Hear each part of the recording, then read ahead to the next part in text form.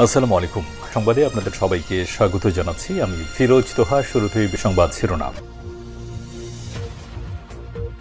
বাংলাদেশের সর্বশেষ গুরুত্বপূর্ণ আপডেট সংবাদে আপনাকে স্বাগত। শুরুতেই সংবাদ শিরোনাম, পরে বিস্তারিত। প্রথমে জানাবো, ইলিয়াস আলীর শেষ পরিণতি ঘটে মেজর জেনারেল জিয়াউল আহসানের হাতে। বরখাস্ত সেনা কর্মকর্তা মেজর জেনারেল জিয়াউল আহসান 2009 থেকে 2015 সাল পর্যন্ত র্যাবের বিভিন্ন পদে কর্মরত ছিলেন। তিনি 2011 থেকে 2015 সাল পর্যন্ত 1000-এর উপরের মানুষকে 1030 জনকে তিনি একাই হত্যা করেছেন বলে জানিয়েছে আমার দেশ পত্রিকা। এরপর বিএনপি নেতা ইলিয়াস আলীর পেট ফেরে তার পেটের মধ্যে বালুর বস্তা ঢুকে সাগরে ফেলে হত্যা করে। এরপর জানাবো, জামাত নেতার মরদেহ উদ্ধার, অভিযুক্তদের দ্রুত গ্রেপ্তারের দাবি নেতাদের। গাইবান্ধার গোবিন্দগঞ্জ উপজেলার নাকা ইউনিয়নের শীতল গ্রামে নজরুল ইসলাম 34 নামে এক জামাত নেতার গলা কেটে হত্যার পর মরদেহ উদ্ধার করেছে পুলিশ। এদিকে ওয়াদা ভঙ্গ করলে আবারও গণ অভ্যুত্থান হবে বললেন ব্যারিস্টার ফুয়াদ। রাজনৈতিক দলগুলো যেসব সংস্কারের বিষয়ে একমত হয়েছে সেগুলো বাস্তবায়নের ওয়াদা ভঙ্গ করলে আগামী দিনে আবারও গণ অভ্যুত্থান হবে বলে সতর্ক করেছেন আমার বাংলাদেশ পার্টি এবি পার্টির সাধারণ সম্পাদক ব্যারিস্টার আসাদুজ্জামান ফুয়াদ। এদিকে শেখ হাসিনার থেকে শিশুরাও রক্ষা পায়নি বললেন অ্যানি। বিএনপির যুগ্ম মহাসচিব শহীদুদ্দিন চৌধুরী অ্যানি বলেছেন, শেখ হাসিনার ফ্যাসিবাদ থেকে এদেশের শিশুরাও রক্ষা পায়নি, হিন্দু সম্প্রদায় রক্ষা পায়নি। 24-এর অভ্যুত্থানে শেখ হাসিনা নির্দেশে এদেশে সাধারণ মানুষের সঙ্গে হিন্দু সম্প্রদায়ের মানুষকেও হত্যা করেছে শেখ হাসিনা। এদিকে এনসিপির কথায় কিছুই যায় আসে না, ফেব্রুয়ারিতেই নির্বাচন হবে বললেন উপদেষ্টা রিজওয়ানা। পরিবেশ বন ও জলবায়ু উপদেষ্টা সৈয়দা রিজওয়ানা হাসান বলেছেন, এনসিপি নেতাদের কথায় কিছু যায় আসে না। অন্তর্বর্তীকালীন সরকারের প্রধান উপদেষ্টা ফেব্রুয়ারিতে নির্বাচনের ঘোষণা করেছেন, সুতরাং ফেব্রুয়ারিতেই নির্বাচন অনুষ্ঠিত হবে।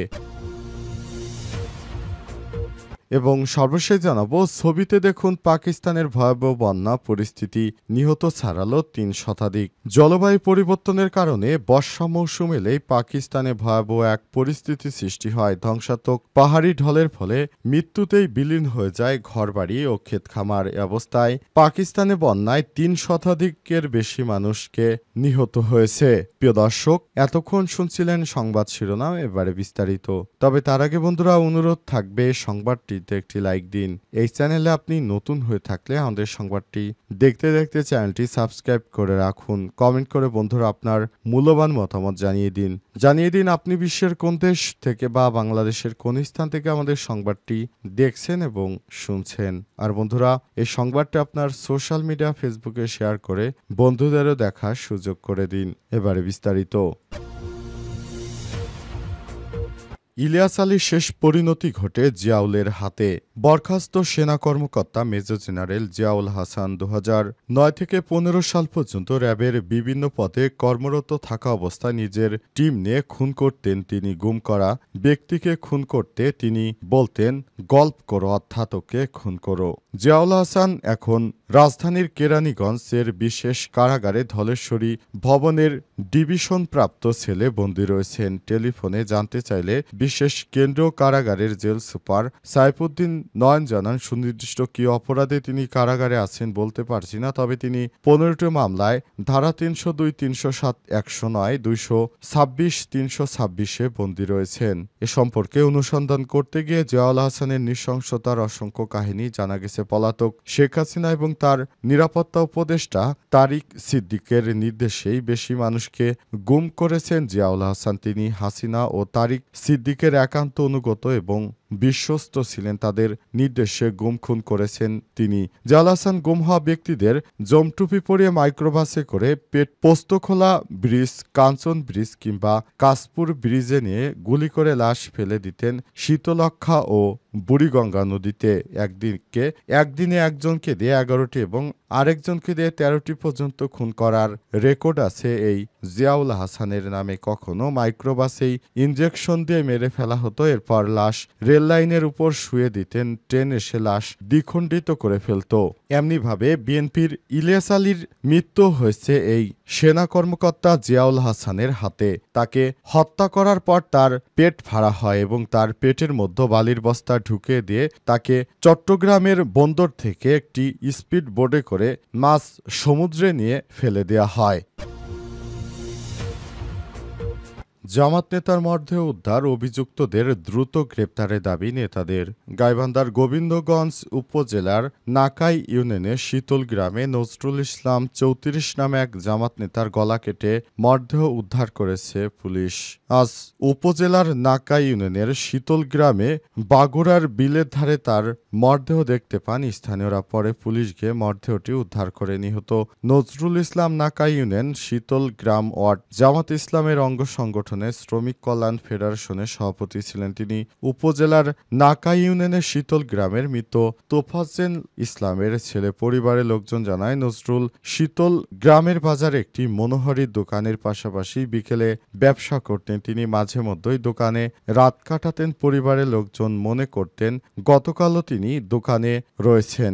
স্থানীয়রা জানায়, সকালের হাঁটাহাঁটি করার সময় লোকজন বিলের ধারে রাস্তার পাশে এক ব্যক্তিকে শোয়ানো অবস্থায় দেখতে পান। পরে সেখানে গিয়ে তার গলা কাটা একটি মরদেহ পড়ে আছে। নিহতের পরিবার ও পুলিশ তারা এরপরে সে লাশকে উদ্ধার করে। নিহতের ছোট ভাই নাজিরুল ইসলাম বলেন, আমার ভাই বিকাশের ব্যবসা করতেন। অনেক সময় অনলাইনে জোয়ার এবং হ্যাকাররা অবৈধভাবে টাকা তুলতে আসতো। তিনি এসব কাজে রাজি ছিলেন না। বেশ কয়েকদিন হলো তারা আমার ভাইকে বিভিন্নভাবে হুমকি ধামকি দিয়ে আসছিলেন। এরই জেরে আমার ভাইকে গত রাতে তারা দোকান থেকে বাড়ি ফেরার সময় গলা কেটে হত্যা করেছে।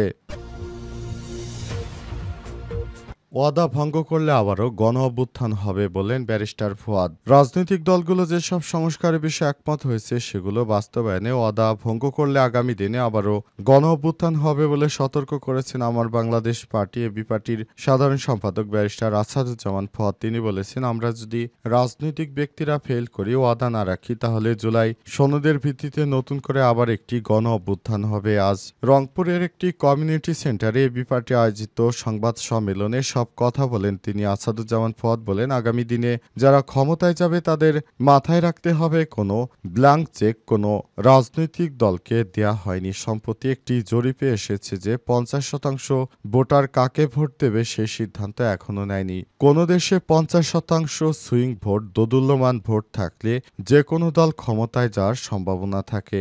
যে কোনো দল ক্ষমতায় যেতে পারে, এর বাস্তবতা বাংলাদেশে এখন বিরাজ করছে। সুতরাং আগামী ৬ মাসে বাংলাদেশে একটি নির্বাচন চলাকালীন কারবালা হয়ে যেতে পারে। ৯১ সালে ক্ষমতায় যাওয়ার জন্য, মন্ত্রী হওয়ার জন্য জামাকাপড় ইস্ত্রি করে রেখেছিলেন, তারা কিন্তু ক্ষমতায় যেতে পারেনি। সুতরাং যারা এবার বেশি ধানাই পানাই গাইতে শুরু করেছে তাদেরও মনে রাখতে হবে তারা কিন্তু ক্ষমতায় যায়নি। কি হবে সেটা ভবিষ্যতেই নির্ধারণ হয়ে যাবে। শেখ হাসিনার থেকে শিশুরাও রক্ষা পায়নি বললেন অ্যানি। বিএনপির যুগ্ম মহাসচিব শহীদুদ্দিন চৌধুরী অ্যানি বলেছেন, ২০২৪ সালে যে গণ অভ্যুত্থান হয়েছে সেই অভ্যুত্থানের সময় আমরা দেখতে পেয়েছি শেখ হাসিনার হাতে দেশের শিশুরাও নিরাপদ ছিল না। এদেশের সমস্ত নিরীহ মানুষকে শেখ হাসিনা অর্ডার দিয়েছেন গুলি করে হত্যা করতে, আর তারই ধারাবাহিকতায় এদেশের সমস্ত নিরীহ মানুষকে শেখ হাসিনার পুলিশ বাহিনী গুলি করে হত্যা করেছে।